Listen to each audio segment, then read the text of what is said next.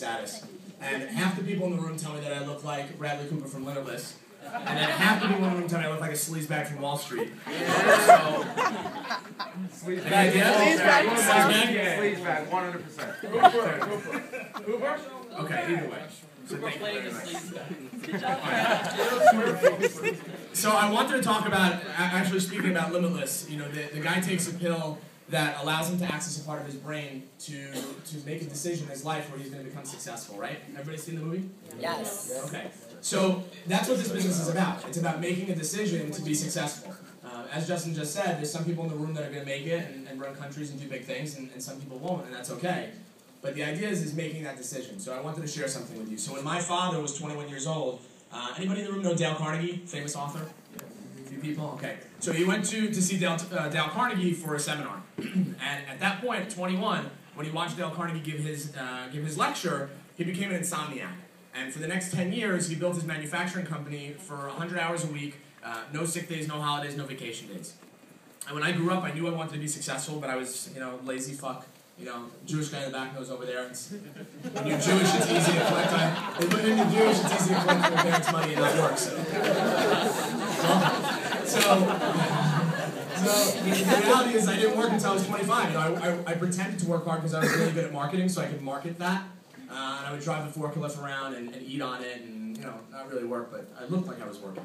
And every few months, I go to my dad and I'm like, how do I be successful? What do I have to do? When is my flame going to ignite? I don't get it. Like, I'm 24, and I haven't done anything.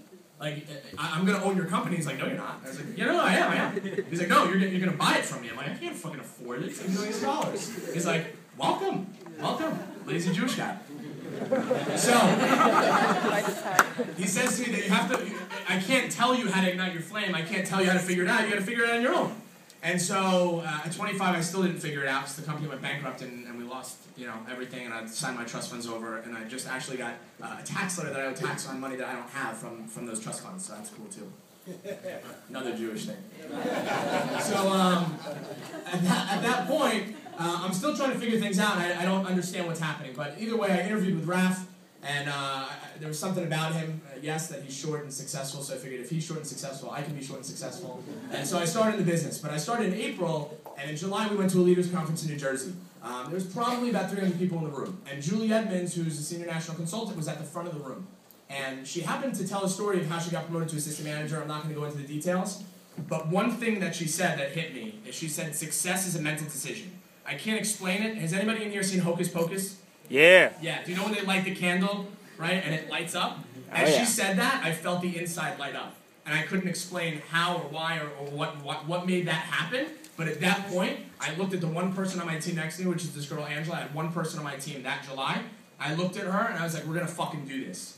And that next month, in August, I came to Raph, and I was like, Raph, I have 3 first-gen, 2 second-gen on my team. We're hitting 4,000 2 weeks in a row. And he's like, it's awesome, but you need 5 first-gen leaders. And I was like, all right, so we'll keep going. But at that point, making that decision, I saw things happening. And the reason I bring this story up is, today's a really special promotion for me, not because I'm, having the privilege to promote Naina, but, I have an assistant manager, Chris Gentile, over there. Wait. And I think it's really special that Chris, as an assistant manager, has the ability and learn how to promote another assistant manager because Naina's on Chris's team. And, a few months back, Chris made the decision. He came to me and he's like, that's it, bro. It's fucking go time, and I'm going to run an office. And from that point, he had Naina and you on his team, and 6 weeks later, he built the team to 10 people and hit production. And, for those of you that do or do not know this in the room, we went to R&R in Puerto Rico this year, and I told Naina, even though you're not an assistant manager, I'm going to bring you. I'm going to charge you for it. And when you get promoted to assistant manager, you'll handle it. And so we go to Puerto Rico. And, at the end of the trip, she comes to me and she's like, this is fucking bullshit. Can you imagine a little Indian girl like that saying, this is fucking bullshit? Stand up for a second so I can see you. Stand up. Stand up. A little Indian girl like 90 pounds, like, this is fucking bullshit. And I was like, what's bullshit?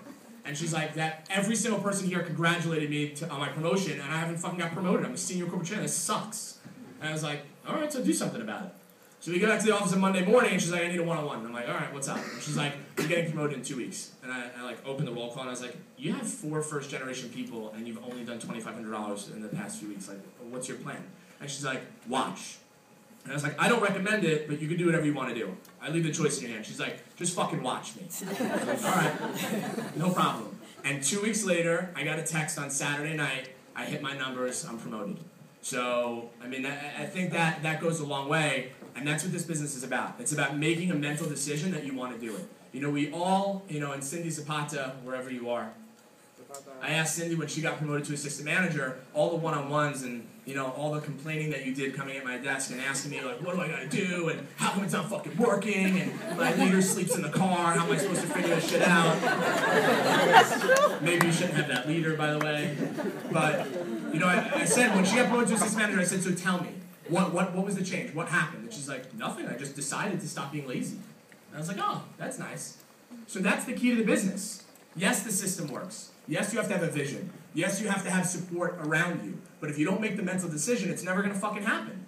So you need to understand that today, we're not just celebrating, you know, promotions. We're celebrating a person that doesn't have to take a pill to be successful. That doesn't have to take a pill to be able to do things that other people can't do. That all you have to do is turn on the switch in your brain to make that decision. And the last thing that I'll leave you with before I bring Adrian up, that he wants to say a few words for Naina, is that every single person in the room fights a law every single day that cannot be beat by anything else. And that law is called gravity.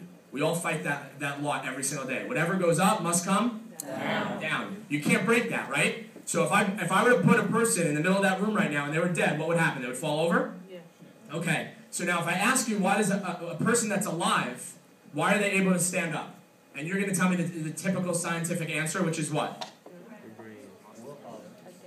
Anybody know why you're able to stand up straight? Equilibrium. Equilibrium, right? That holds your balance? But the reality is that doesn't mean anything, because when you die, you still have a fucking equilibrium. So what it means is that when you're alive, you make a conscious decision to fight gravity, which tells you that the human being's mind is stronger than a law that cannot be broken. So when you make a decision, that's what gets you where you want to be. Will every single person in this room have the ability to run an office and run a country? Absolutely. Will you? No, because you're not strong enough to make the decision. All you have to do is not celebrate their promotion today, but ignite that flame inside of you that's going to really push you to make that mental decision. So with that being said, Naina, congratulations. I'm very proud of you. I love you. You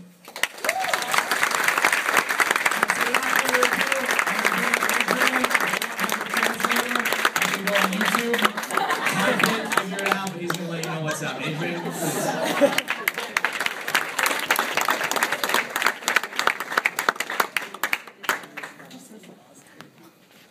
How cool is it in a business to be able to be successful and especially to have a